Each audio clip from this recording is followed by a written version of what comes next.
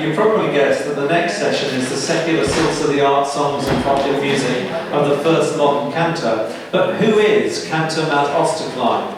So let me tell you that Matt, whom you've seen for a bit so far, he was upstairs earlier, so I just want to say again, thank you very much to Matt for putting the programme together. Thank you very much for that.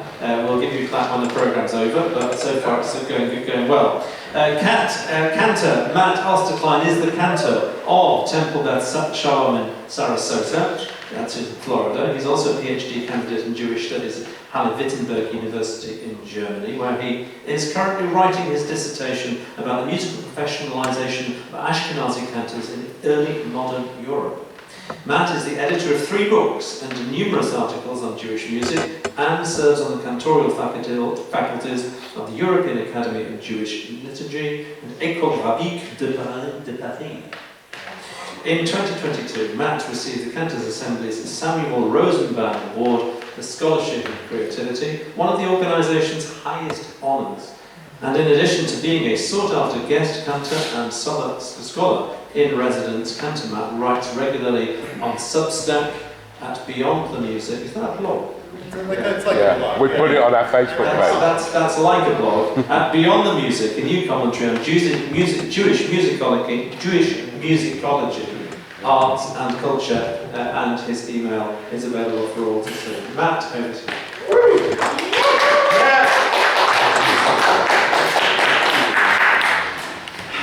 Hi everybody. Thank you for that introduction, Russell. I feel so privileged to be sharing this lesser-known side of Samuel Sulzer, a person that we know very well, or that we think we know very well. And I'm particularly honored to be sharing some of the music we'll hear today, particularly with an audience that is German-speaking, because this gets a little to Sulzer's Österreichische, his German-speaking Austrian side. But let me begin today with a bit of a revelation. How shocking this revelation truly is will only be revealed at the end of these 60 minutes of music and history. But for now, let me introduce the problem. Cantor Sulzer, to us all, delivered in his 1876 Denkschrift. Anyone here has looked at his Denkschrift? Yeah. His testament to the esteemed Vienna Israelite Gemeinde upon the 50th anniversary of ascending his pulpit. In the course of this testament, Sulzer writes the following 3 incredible paragraphs. This was translated from the German. I'm sure the German is just as funny. First, I'll share with you. Of primary and most pressing concern is the recruitment of new talent into the cantorate and the maintenance and cultivation of liturgical music. These 2 objectives need to be distinguished. We cannot risk having a conflict within a single individual between the artist and the holder of the clerical position. Moreover, it often happens that musical talents work to the detriment of the controlled and dignified bearing of the ministry functionary. In the interest of the priestly office and of art, it would be beneficial to emancipate the musical aspect from the function of the cantor, and the cantor should be kept free from the idealized passions of the artist-performer. That's number 1. Number 2. By the way, this is a very long thing he writes. This is just a couple spicy hot takes, as they say today. Number 2. We also need a way to control the unbecoming results of the congregation's overly enthusiastic participation in the singing. Often out of tune and out of time. There is only one solution to such problems: the introduction of musical accompaniment powerful enough to overwhelm the dissonances. Who can provide it? An organist who also functions as a Regenschori, as a choir director. That's 2. Number 3. You're gonna love it more. Quote, the cantor's principal task, Asaf, this may hit home from what you said earlier today. Quote, the cantor's principal task is to learn the vocal portions of the services. They are bound to follow all the instructions of the music director, and under no circumstances may they devise their own compositions without his permission. Musical composition should not play any part in the cantor's ambitions, which should concentrate on the sterling delivery of the recitative. That task provides plenty of room for him to express his talents. The sacred office simply cannot become a place for amateurs to act like artists. Shirzio, which is entered into general use in so many synagogues, provides enough melodies to meet these requirements for many years to come. So what have we just heard? We have heard that in Sulzer's 50 years, his wisdom, and through his experience as the innovator of the modern cantors, we have learned that one, unruly congregational singing shall be reined in and governed by the use of the organ. Number two, the cantor shall musically submit to the organist or choir director. And number three, cantors shall give up any pretense towards artistry or composition, for these things lead them astray from the dignity of their office and lead them into the perils of amateur music. Woo! These are controversial, right? These are from a man who is supposed to be the father of our profession, but as we shall see, even more shockingly in the next 45 minutes, they are rendered so confounding by his own prolific career as an artist, composer, and somewhat edgy personality. Yes. After all, long before Sulzer was famous for being here, for publishing Shirzio, which he used in the Stadttempel, he was famous for singing this. You guys know this song? Oh, yeah. Groß ist Jehova der Herr, den Himmel und Erde erklingt seine Macht. This is a Schubert song. You've heard the Allmacht before? Yeah. Beautiful song. One of Schubert's few religious pieces. But as soon as, think about it, as soon as this Sulzer arrives in Vienna, he almost immediately becomes known as the leading interpreter of Schubert's art song. We know that Sulzer achieved fame in the synagogue. He was heard in the Stadttempel, which we saw before, by folks like Schumann, Franz Liszt, Edward Hanslick, the music critic, all write about him. And he also becomes one of Schubert's favorite personal interpreters of the Allmacht. Now, Sulzer's reputation for art song performance outside the shul actually met with some resistance. His shul barred him from doing it in 1837. In a letter to him, it read, "You prefer service of God over worldly service. Please accept our congratulations for having withstood the temptation." But it's clear that Sulzer did not abandon worldly service. And in fact, we know that Franz Liszt, the handsome-looking gentleman here, himself accompanied Sulzer on the piano at a dinner in his honor on the 18th of March, 1846. And Sulzer sang what else? Die Allmacht. This musical encounter was a powerful one for Liszt, and it was the memory of Sulzer's singing that Liszt took as inspiration for his own 1871 arrangement of the Allmacht for tenor, male chorus, and orchestra. I think, was it Leontine Price that recorded this famously, but I actually haven't heard a recording with the original orchestra and men's choir, really ever. So if anyone knows one, please help me find it. Now, Sulzer's reputation for singing Schubert Lieder followed his public persona for decades. At a ceremony in 1882, fetting his retirement from the synagogue, the following poetic verses were written in his honor, unabashedly praising his reputation for singing Schubert Lieder. In the Germans, you'll enjoy this, right?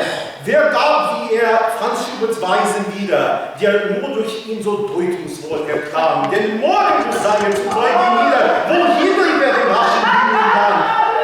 Who gave over Franz Schubert's melodies like this guy? And the text goes in this 6 or 7 of them that he was famous for. Morgengruß, wohin? To the bride he sang Rastlose Liebe. He sang Schwanensang to the old man. Wanderer, Träne, He's famous for all of these.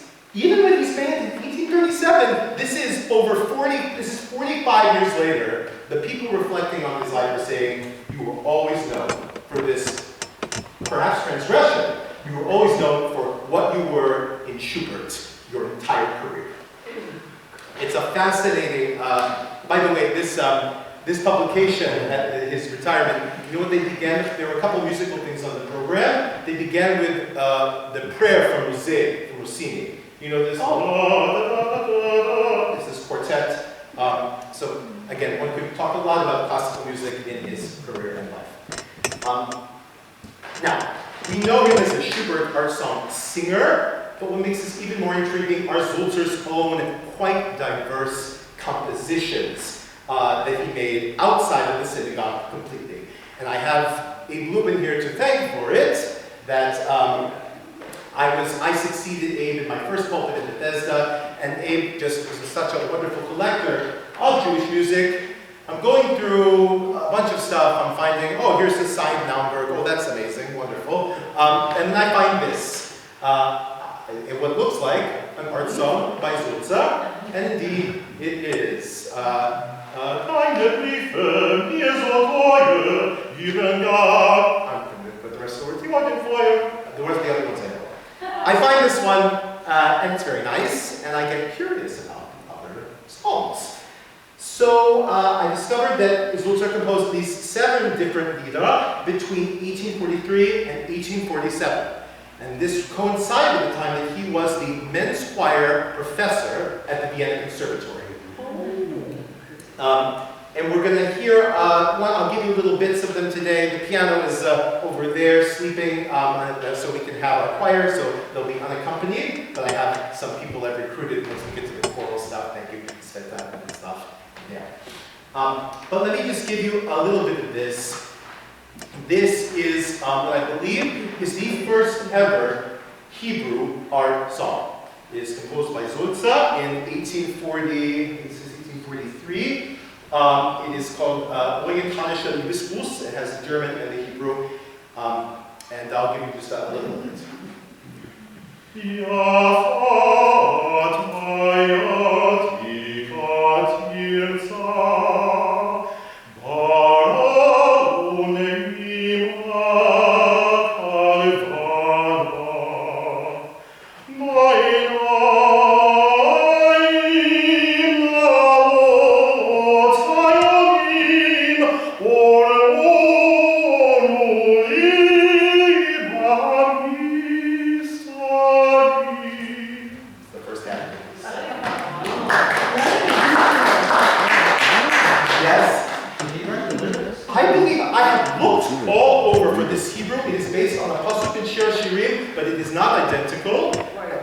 So I don't know. It is quite possible that he put these lyrics together. When it comes to the pianistic style, which I hope to, maybe we can have like a concert with this in the Villa Seligman at some time, as we'll see, it's very diverse repertoire. I gave this to Giovanni Reggioli, who was a former, who has Jewish background, he's a former Metropolitan Opera conductor, played through it, he said, little Jewish Schumann. And the style, and you can see actually over Sulzer's career, the pianistic style gets more and more sophisticated. I'm sorry? Giovanni Reggioli. Yeah.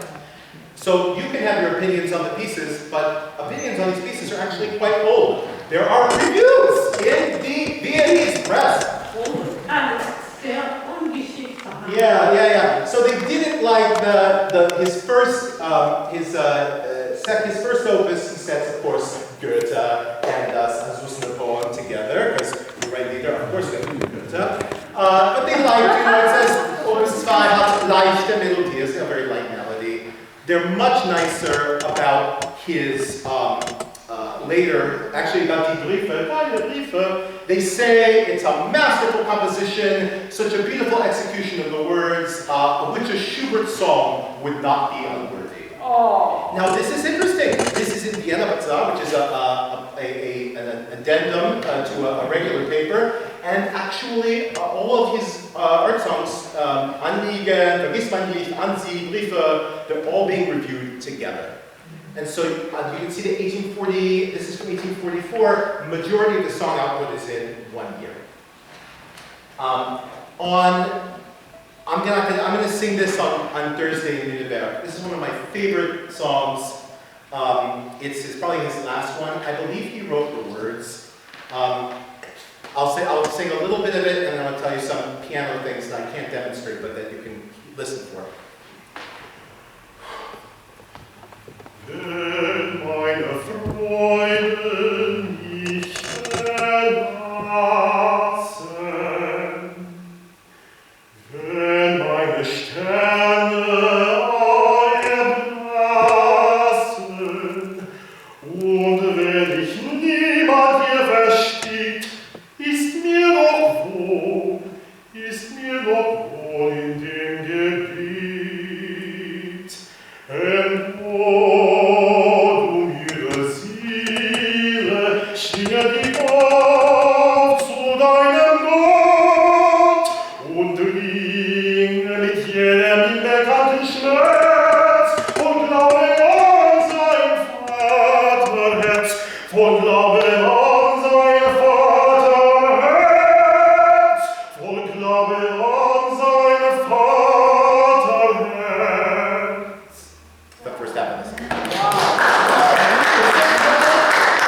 Now, what I want you to listen for is in the piano, when it gets to the main thing, the piano is ba ba ba ba ba ba ba ba ba ba ba, just like in these ballads. It's very much like, if you actually think about the prayers written in this time, mid-19th century, very similar to Dio di Giuda, or Los is Jehovah der Herr, or Abo de Seigneur, right? That triplet, they used it in the 50s for these Earth Angel ballad things, right? But when baritones want to pray, you better put a triplet underneath. I just want to show you that he's so in style, and it's not surprising because the Allah is his signature song, and he's also a prayer, and he's using that in his own composition. All right. Now, this is something I don't think has been done in a very, very long time. I found that Sulzer has been translated into English. I found this in the British Library, I believe, right around the time I was here about 4 years ago. I was in Oxford and I was doing research looking for old sources. I'm like, oh, Google Sulzer in the British Library catalog. One of his songs, Anzi, was exported to the British market and translated into the Queen. Was it the King at that time? 1850, 1852? I'm not sure if it was the King's English or the Queen's English. The Queen. Queen's English. And it sounds like a British air. I saw a vessel break and smiling. It works very nicely as an English air. So thank you to the Brits for saving and bringing a new version of one of Sulzer's amazing songs. Okay. Now, okay, those of you, okay, we're going to get the choir stuff soon. So, here we have Cantor Sulzer, musical symbol of the Jews, modernizer of their worship, also a celebrated interpreter of art song and composer. But it doesn't stop there. Remember, Sulzer is a man of the people. He's a shaliach tzibur. And so he's very connected to their needs and aspirations, which he sets himself out for to be as a composer, writing practical, patriotic, and intensely political songs for both Jews and Austrians in general. Let's start with this one. Sorry, don't be scared by the stone crossbones. I know that in Germany it is very scary. You guys know Les Miserables, right? He doesn't sing that. But in 1848, Austria had its own version of Les Mis. It's called the Märzrevolution, the March Revolution. And Sulzer was in the middle of it. You can think of him as the Jewish version of Enjolras. During the uprising, the Viennese public, particularly university students, were protesting the oppressive regime enforced by Count Metternich, they were calling for liberation, and particularly the middle class, and the guarantees of basic rights for all citizens. And so Sulzer composed a number of pieces in this time. including this one Lied, der Tönnenkopf-Legion. I think, is Pavel, are you here? Yes. I think you have my copy. Can you bring it over here? I have it. No, I You don't have my copy? Okay, that's fine. I think I remember all German, so if I get it wrong... There is some music here. Is There's this? something that's okay. If I get it wrong, let me know. It sounds like what it is. Mit flammenden Geisten, mit blinkenden Stirn, herausgeführt der Garde, das dir nicht weichigen Stirn bewegt, sagt grinset euch unser Kokarde, sagt grinset euch unser Kokarde. That's the one verse. That's the German up a little bit. You can find me afterward.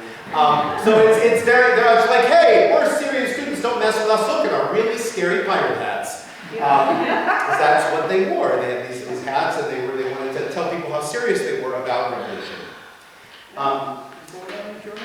Now, according to legend, Professor Sulzer wasn't just a composer, but even got in a fight himself. Only one eyewitness report survives, so it may be in a little bit. It may just be, legend. But it places Sulzer at the März Revolution in 1848, in which protests erupted into clashes with the Viennese authorities. 5 people died, including one Jew named Spitzer. And the story goes that Sulzer was standing very close to a policeman while, can't make this up, while eating a pretzel. And he apparently made critical remarks about famine, unfulfilled wishes, and then pointed to the imperial cannons and said that in future, other stoves will bake the bread of freedom. Well, the policeman got offended, and there was a fight, and Sulzer was arrested, but eventually the charges were dropped. Now, I don't know if this is true, but we live in an era where you can find this out. Don't you think the Viennese police records are probably very searchable right now, in terms of from the 19th century? We have all this stuff, so a lot of Sulzer history is just waiting to be caught. Because remember, Sulzer was more than just a man. He was a legend with 56 years in the same pulpit. Now, here's another account of his involvement on that day. And this was in his, I think it was in his obituary. So you can take it with a grain of salt, or maybe it's truth. Quote, this is a translation, given Sulzer's fiery temperament, the movement of 1848 could not pass without a trace.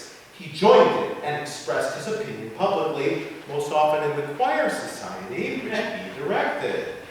Sulzer, when those of March 13th in Spitzer, the Israelite, fell as its first victim, Sulzer demonstratively accompanied the freedom fighters, who were decorated fully to the Schmelze Catholic Cemetery. This is a picture of that event.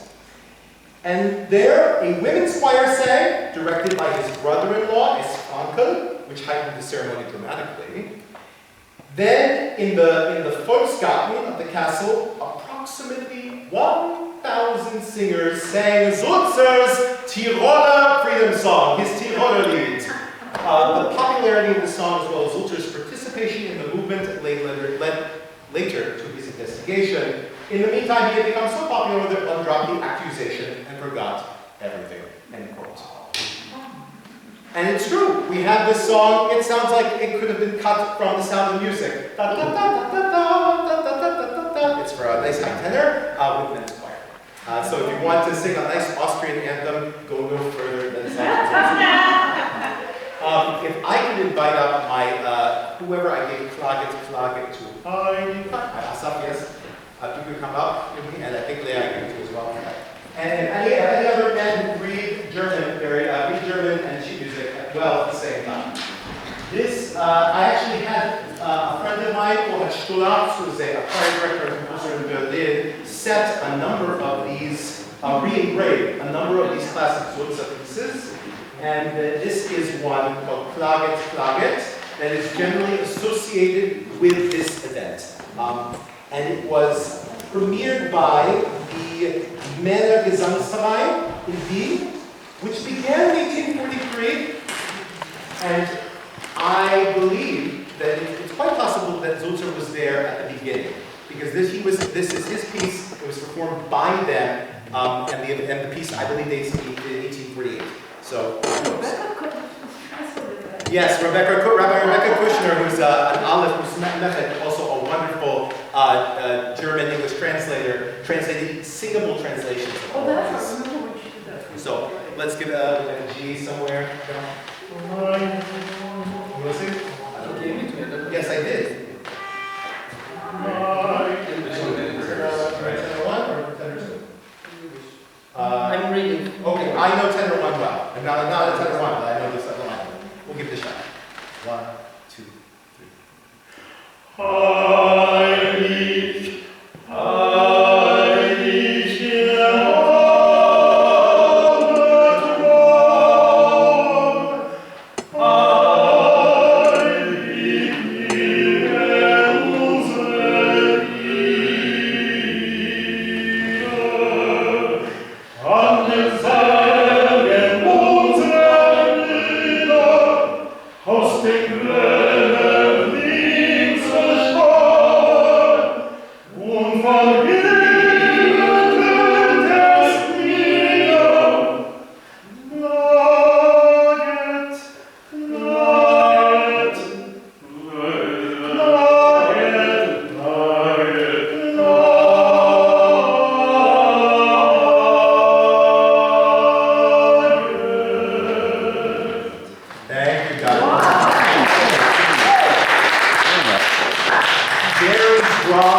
der close harmony men's choir music, and it's got 3 verses, and they're pretty stark, and they're actually unfortunately very usable today.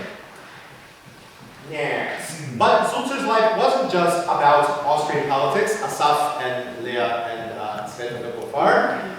Sulzer also was deeply embedded in the institutions of Jewish life. He wrote nearly a dozen songs for the institutions of the Jewish community. He wrote a big 4-part thing, a hymn for Institute for the Blind. He wrote a beautiful thing for the recovery of the Empress Elizabeth from being sick, which, by the way, that one you can't, I don't know if you can still do because of the end of it.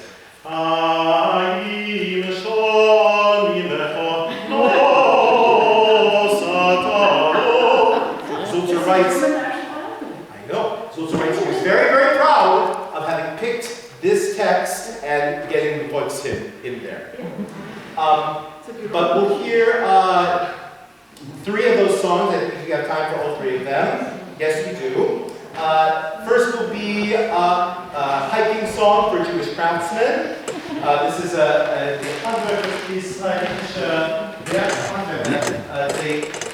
originally Schandelker. The words are by Siegfried Kappa. Good G. Good.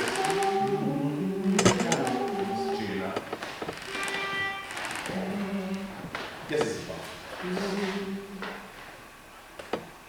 Schlaf wohl, schlaf wohl, weil die Welt so weit, ziehst du hinaus mir, dann fürchte du kein Leid,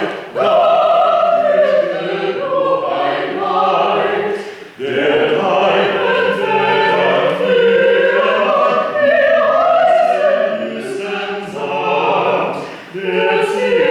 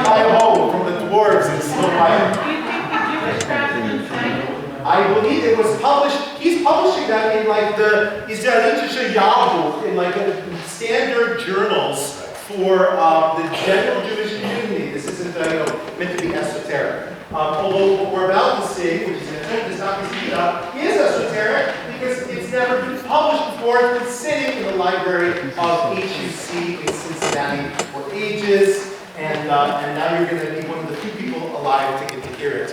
Here it is. Oh, one tone down. That's a G. That's the C maybe.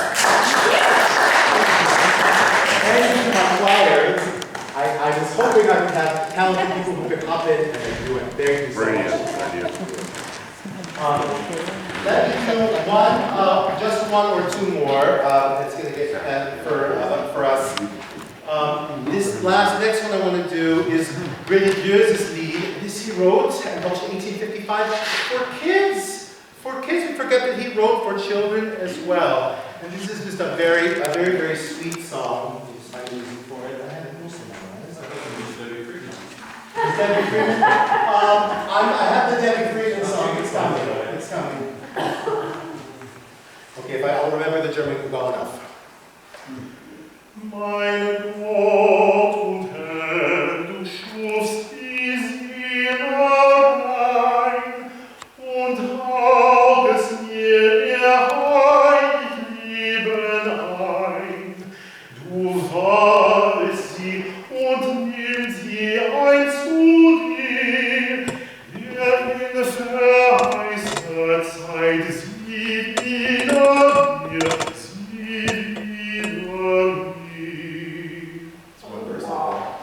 Very sweet, very performable. I mean, I've used some of this stuff. But meant for a kid to come home and play the piano and just have a kind of show, which is this is a translation of, to do at home. There's another Handwerker Lied, which really, do I have the, no, just did that, we just did that,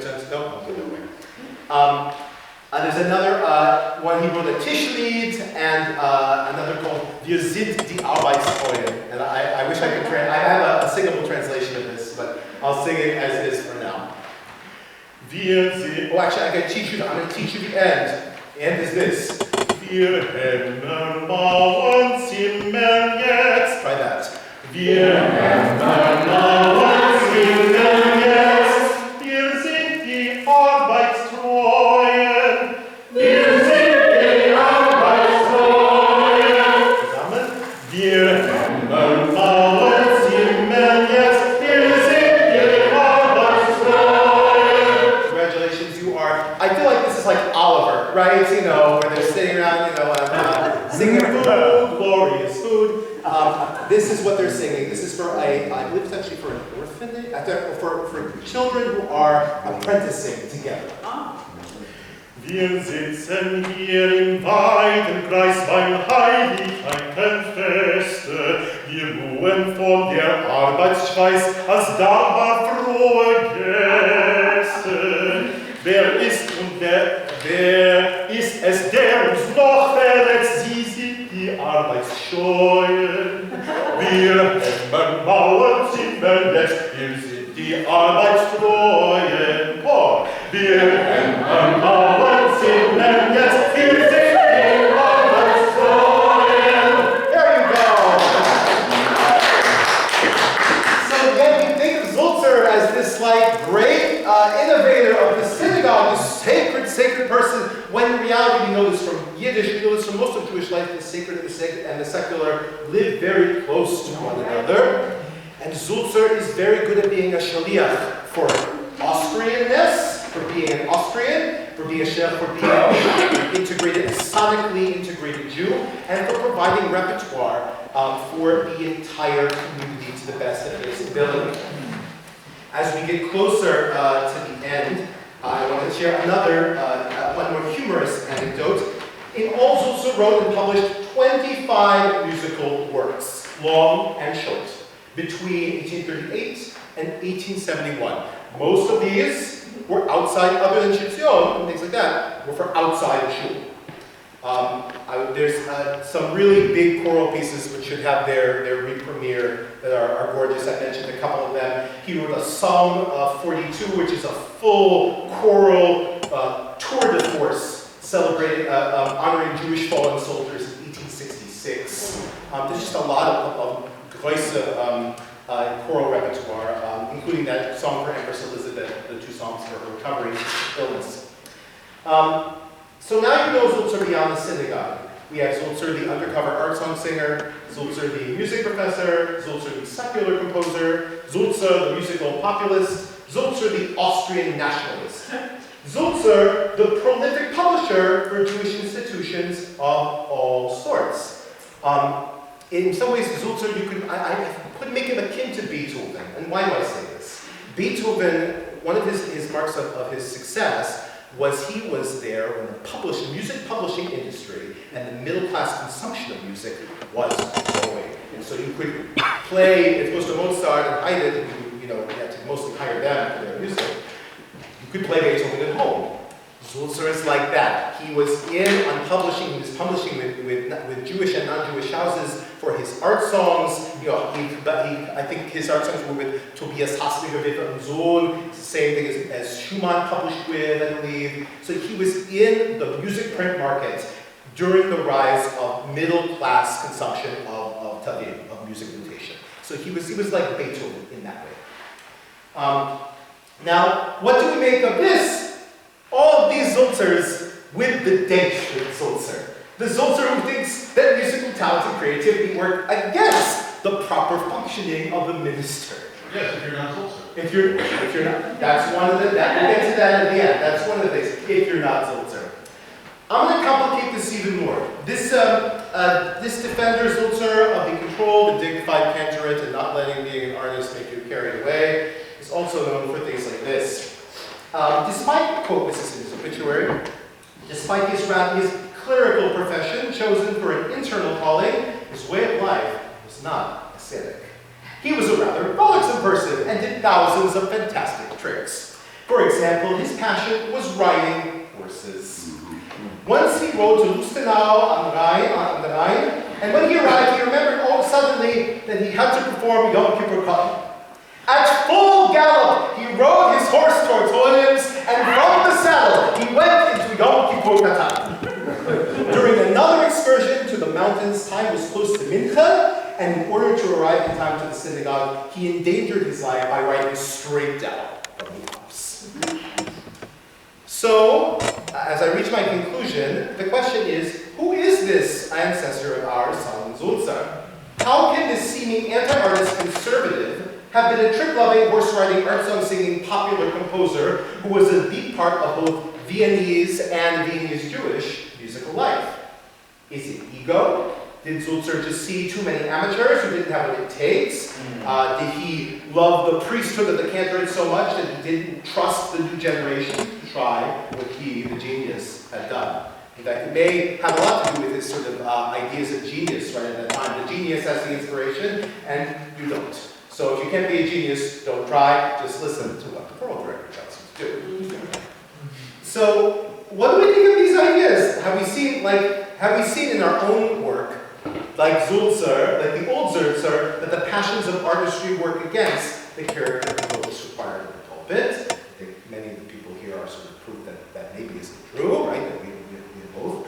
Or maybe we believe, or have seen at least, the young Sulzer who became a popular composer inside and outside of Jewish life. So I'll I'll open the floor for just a few minutes of questions. I think I have. Went much faster than I thought. Yes. I also remember reading that in order for the congregation not to interfere with his artistry and his performance, he changed the refrain each time so that they would not be able to interfere with him. So this is a very interesting where form follows function, right? It reminds me of Al-Mulbiya, who was one of the earliest 18th century sources. We have this book of Hazalut from 1764 where he writes, I wrote a Lula Chanudin for every week because I didn't want the oil to sit with me, he would say. But, how long?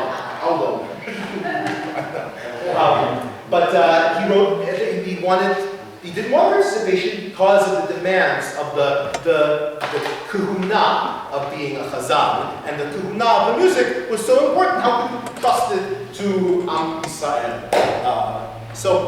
Well, I welcome your comments and questions on how you resolve this Sulzerian tension, both practically, either historically or practically, and I thank you so much for your comments.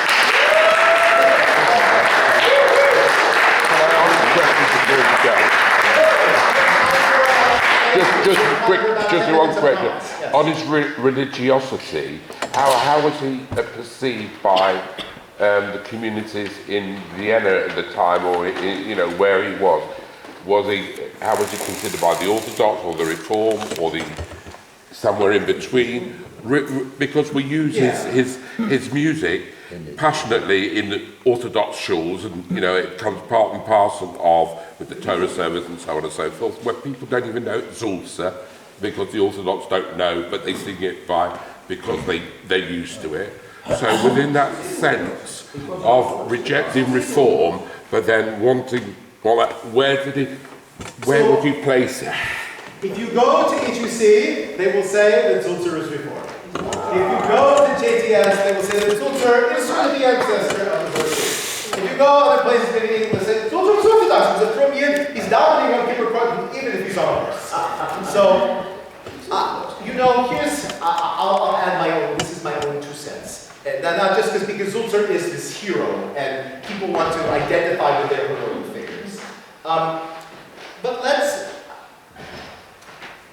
music, I'm going to make some philosophical statement, and you're welcome to argue with me about it.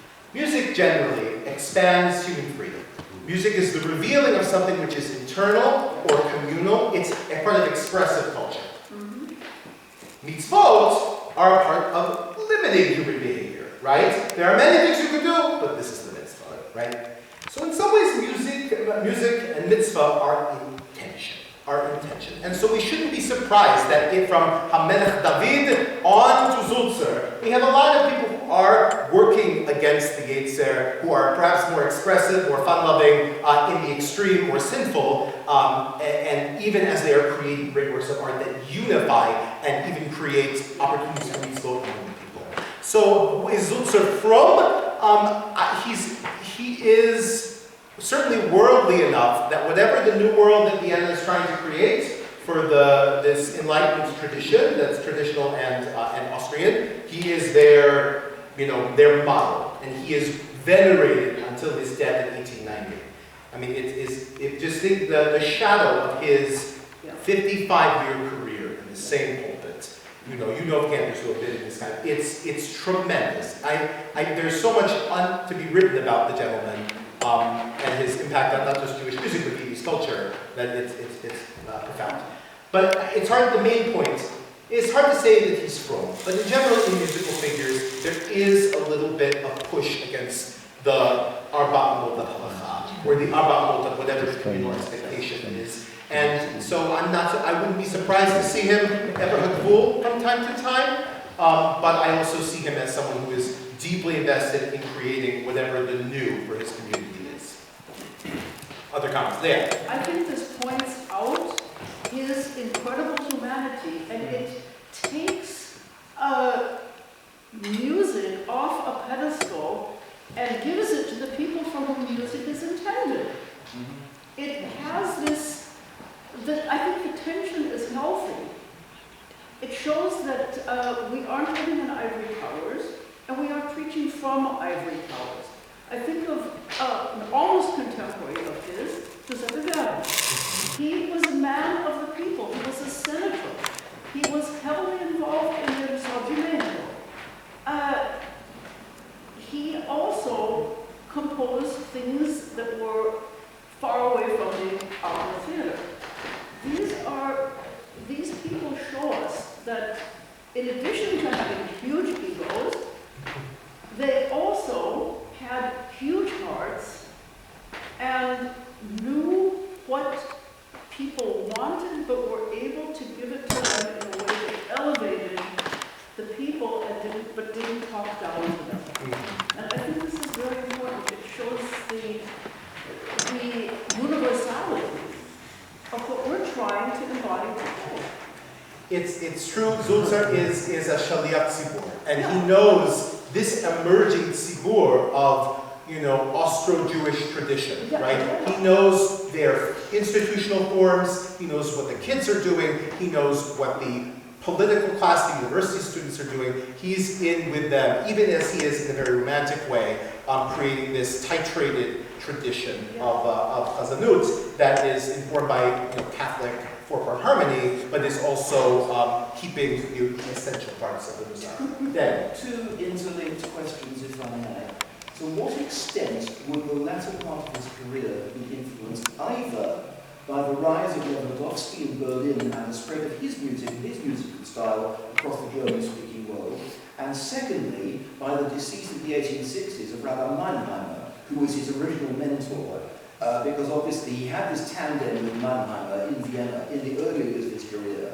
Mannheimer was older than he was, I think. He died in the 1860s. So Sulzer outlives Mannheimer. Does he develop on beyond there? Does the regime change to allow him to express himself differently? I mean, certainly, I can't speak about the interaction between Lewandowski, Sulzer, and Naumburg or his contemporaries at this time. I wish I could. Benari, thank God, Benari put together a wonderful book in German with a lot of the source material for whoever is going to write the Sulzer book one day. Which I would love to do, but I don't know if it's going to be me.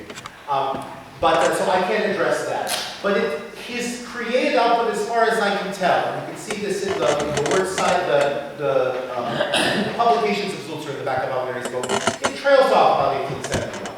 So you get some of the big commemorative choral works in the 1860s. You get the war stuff in 1866. But he's, by that time, he's born in 1809. He's 60 years old.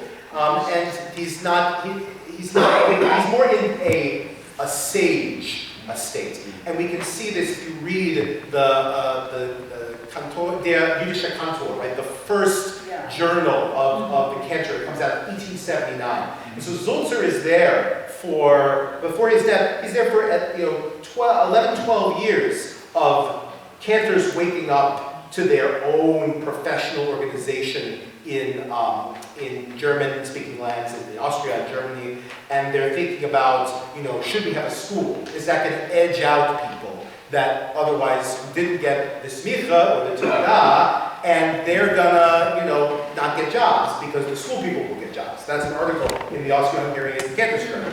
So he's there as the sort of like grandfather of the institutional cantoring, sort of present. He is advocating for the organ. He's a lot more vocal, as you saw. Ironically, Lewandowski wasn't, and yet he had one.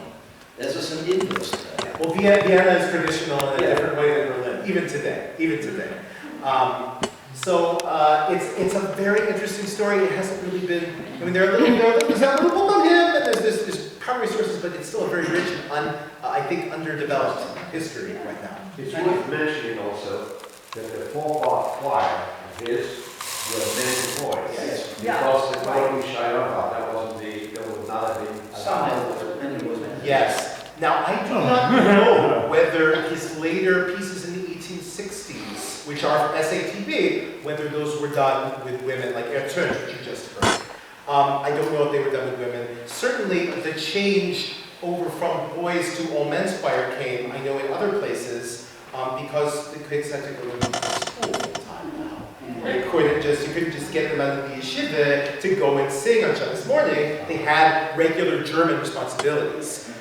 So I'm not sure when that transition truly It's true that, and this is true actually throughout cantorial history, is that Cantor's daughters end up going, they see the freedom of music and they go into the same music business. You know, you see Rossi's sister, Kvartin's daughter, Sulzer's daughter, the Master family. There's a lot of, there's a whole article to be written called The Cantor's Daughter about all of these Cantor's daughters that went into music, into Western music, general music, because after experiencing the musical freedom and expressive culture of the Cantor of their fathers. So his kids are no different. He has two kids, and I think the Vienna Philharmonic. He's Josef, and Julius is a cellist. You can actually see one of the programs he played on the Vienna Philharmonic website. And one of his daughters, you can actually find some of her art song programs online as well, still to this day. I forget her name, Helena. He had two marriages. He did. Yes, he had like 14 children. He was like Bach. They said there's an interesting parallel there. Yeah, like Beethoven and Bach. Yes. We have time for one or two more questions because I spent my presentation. And 4:15 we'll break and then we have a Yes. I think, however great a man Sulzer was, people generally don't know about Sulzer. But his legacy is that who doesn't know about so that's the biggest tribute to the man. It is true. That's the crazy part. I can do these presentations in shuls, and I'm like, all right, guys, start me off. I know it's not Shabbos morning. They do the whole thing, but they don't usually, in America, unfortunately, they don't go, which I fell in love with Chassanis in the Stadt Temple as a 20-year-old, going to shul to hear Shmuel Barson. So I love that. That's how everybody in the States is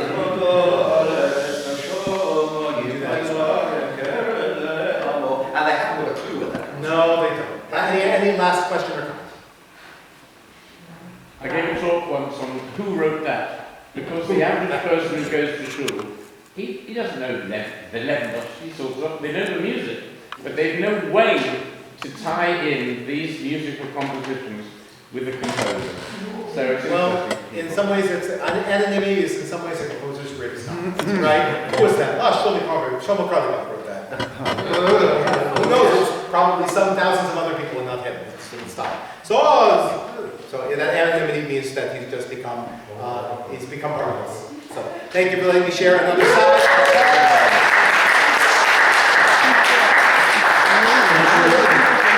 Thank you, Matt. Not only are we on time, we're ahead of time. Thank you very much for that, Matt. One thing about Sulzer that I always feel is amazing is the way he's been able to level up conservative, reform, liberal, orthodox, in Comonfort.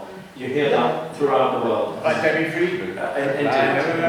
Except that in Comonfort is a little bit older. I forgot one thing. Matt forgot one thing. I have a gift for all of you. I have PDFs I've been looking for all of Sulzer's pieces. I have about 8 art songs, 8 different choral pieces, 4 different national estates. You can all have it for free. You just email me. For me, it's just the more we can do the repertoires, while I'm singing Toast on Thursday night, the more we can, this is an accessible story for anyone who has any love of either Austrian during culture or Western music. They can find themselves in this very complex person. So any of the music is yours.